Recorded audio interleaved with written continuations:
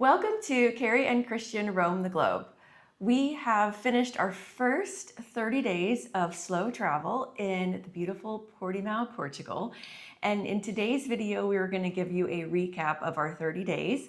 And that will include the routines that we've adopted for the 30 days, any learnings that we had for our first attempt at slow travel lifestyle for 30 days. And then we'll also go over our complete spend, leaving nothing out. So they say it takes 30 days to create a habit. So what kind of habits did we get into in our 30 days that we spent in Portimao? The first routine was a lot more walking. We thought we were walking a lot when we were still in Gaithersburg, hitting 10, 11,000 miles.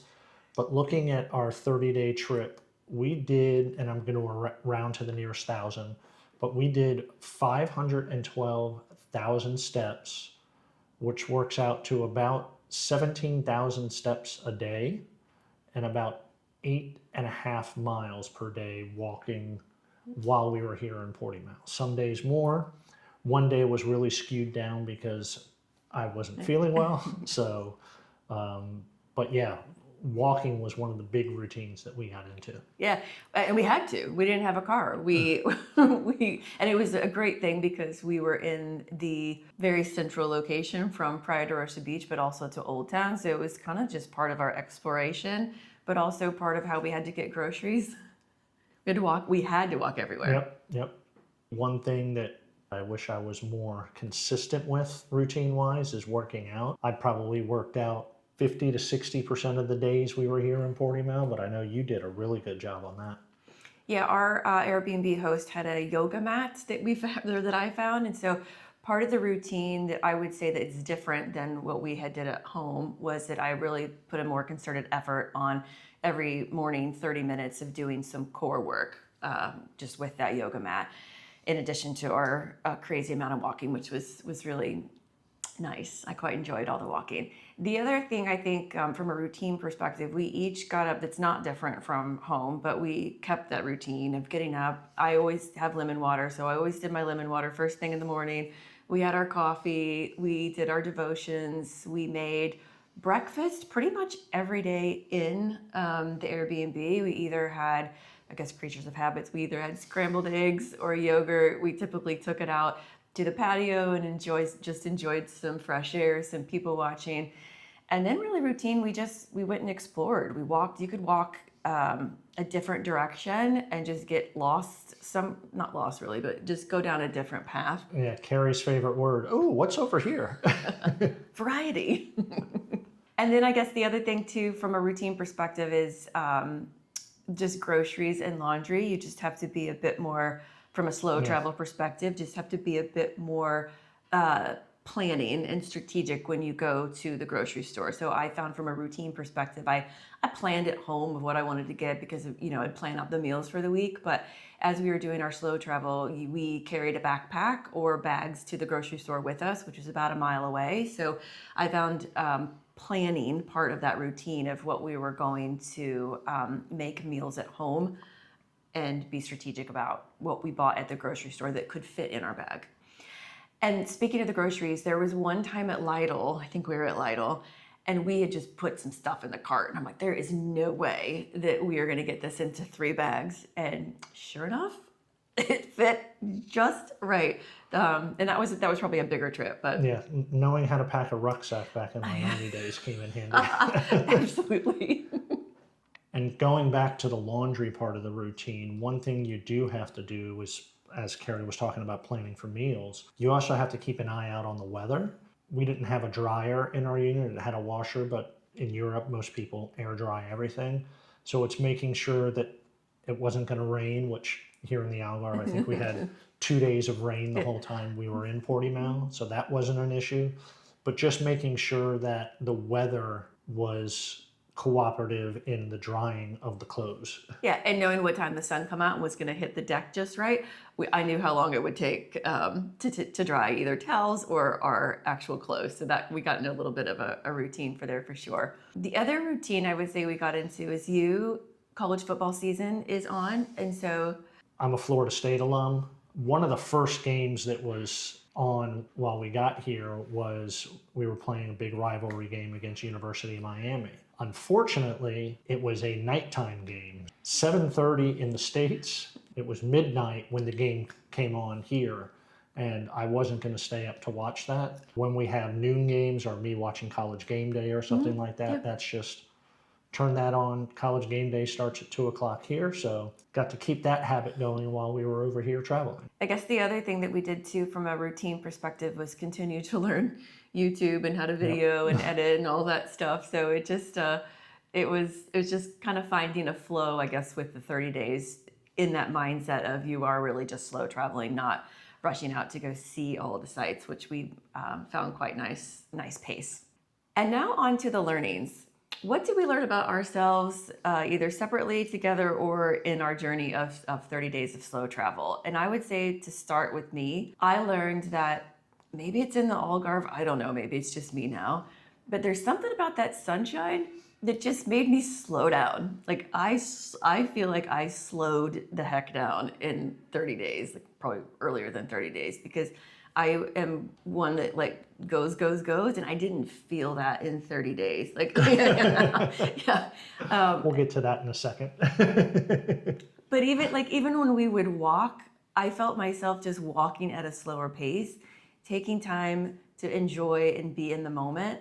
And I was surprised that I did that so quickly. Well, yeah. I think I did it quickly. Maybe you didn't, but I didn't realize that. The walking at a slower pace, we typically, when we were at home, our goal for an exercise walk is to try to hit 15 minutes a mile or quicker. But here we were just doing leisurely walking because we were walking so much more. Mm-hmm. Yep. I know you got me to slow down a little bit when I was trying to do the fitness walks, and you're like, just chill, which is opposite of how we usually are. Yeah.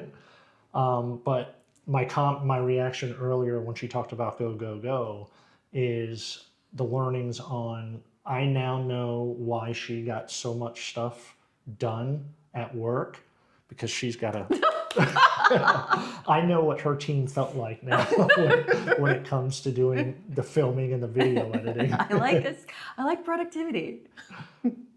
Another learning for me is, while we had a lot of English-speaking people here in the Algarve, I found myself wanting to be way more able to communicate and speak Portuguese. So I'm learning Spanish in Duolingo, but I'd also heard that they don't really like it if you speak Spanish to them. So I could know what I would want to say in Spanish, but I didn't. So even just going to the elevator, like when we went to the elevator or would take the elevator, I would want to be like, hey, good morning, which I know, bom dia. We said that. We had like 2 words, bom dia and obrigada, like said those all the time. But I found myself wanting to be like, hey, what are you going to do for the day? Or just a chit chat on the way down or up in the elevator if we got in.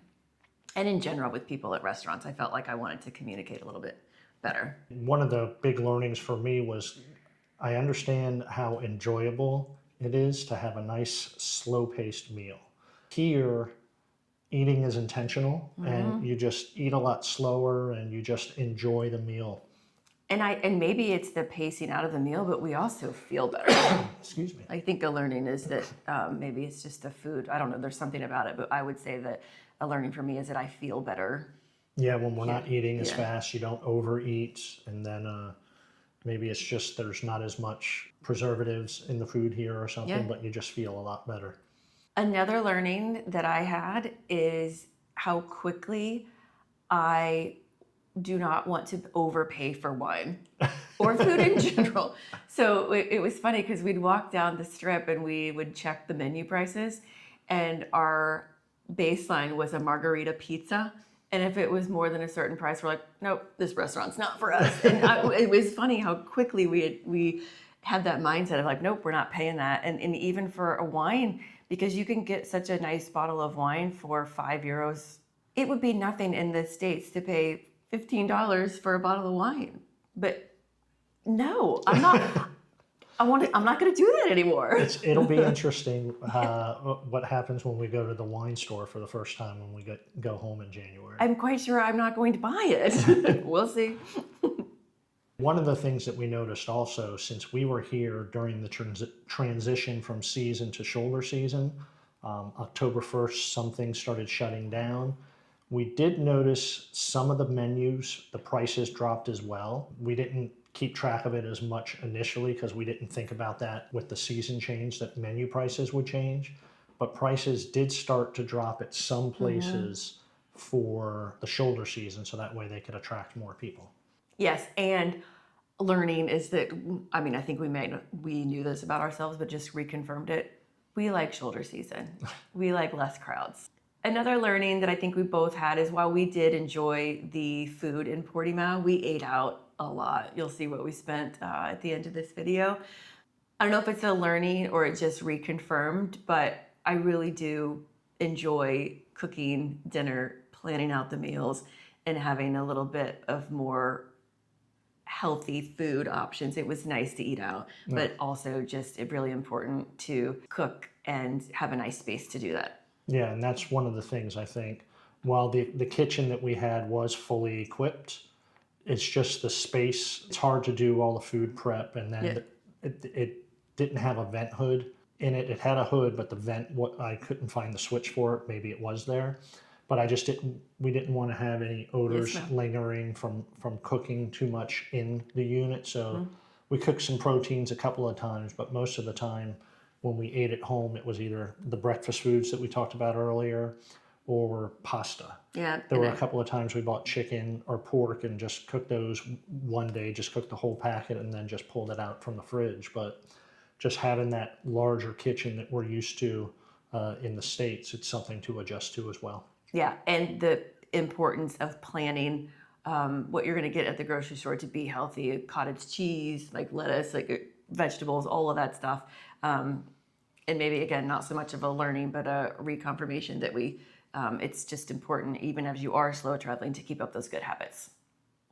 And then one final learning that we both have is that you just really don't need as much clothes as you think you might want to pack. We have been wearing the same clothes and just doing the laundry, so it is my learning for next time, and you tell me if you agree or not, but when we go to Mexico is what we're planning in the fall of next year, I will pack half.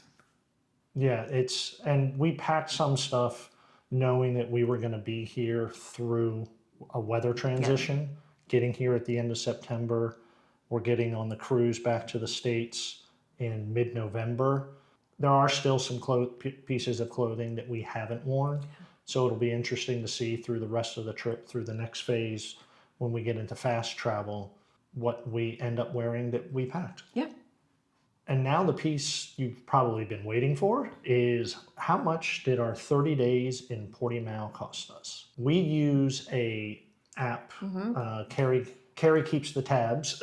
Yes, it's called Travel Spend, and I think we've mentioned it in one of our other videos, but it's a free app. We actually pay for I think it's a $60 one-time fee, and we did that because it allows you to track each place that you go. If you get the free app, you have to start over each time, and you don't get to track your history. So we've been tracking it since we were in Gaithersburg, I think in April or May, and we have all that data just to see what we spend for months. So in Portimao, we have used this Travel Spend app, and it just lets you categorize everything that you put. So whenever we spend something, I'm right there with that app, putting in the amount, and then taking a picture of the receipt. So with the Travel Spend app, we're able to categorize all of our expenses. So I'm going to refer to some information that I have on our laptop here. What is typically the biggest line item for travel is accommodations. And for our 30 days, and we booked this back in end of January, beginning of February. So the conversion rate was much better. It was $1.05 per euro, or now our time here, it was between $1.16 and $1.18. But when we made our reservation, the conversion rate ended up being $1,970.63 for 30 days in the unit. Next category is transportation. This is skewed a little bit because we decided to record the entire cost for our flight from the States here to Portugal in the Portimao expense tracker. So our flight here from the States was $1,066.80 For two of us. Yep, for total. both of us. And then for Ubers and Bolts, we spent a total of $87.92. And that Uber, so that was one was from the airport, and then the other was to and from the Seven Hanging Valleys hike that we did. One other thing also is the Travel Spend app actually does the conversion for you. So great. And it is updating daily based on the closing conversion rate between US dollars and euros. So that was a nice little discovery. Yeah, his ice cream, his gelato that he got, I was like, oh, It kept getting the cheaper. euros. Yeah. Next category is groceries, and this will include obviously regular food, but then if we purchased wine while purchasing groceries, that wine is included in this, and that ended up being $357.87. Then we have another category which is drinks, and that's going to include if we went somewhere just had a cocktail, if we went to like Intermarché and only bought a bottle of wine or two, or if we went and bought bottles of water, and that's going to be $82.12. And then drum roll, wait for it, because if you think that doesn't sound like very much, Christian will drop the bomb here. So you just saw our previous video on eating our way through Portimao. If you didn't, we'll link it right here, and now you'll know why we spent so much on this category. So our restaurant category was $1,491.90. I mean, that's a little embarrassing. And that is for dining out a total of 29 times. Our most expensive meal was at Numa, where we did that tasting menu, $333. And then our least expensive meal was our very first meal in Portimao when we went out for pizza the day we arrived at San Martino's. We had a pizza, 2 waters, and I had a Coke. And that was €16.80, which converted to $19.74. And that became our baseline for what we'd pay for a pizza. And then we have a miscellaneous category.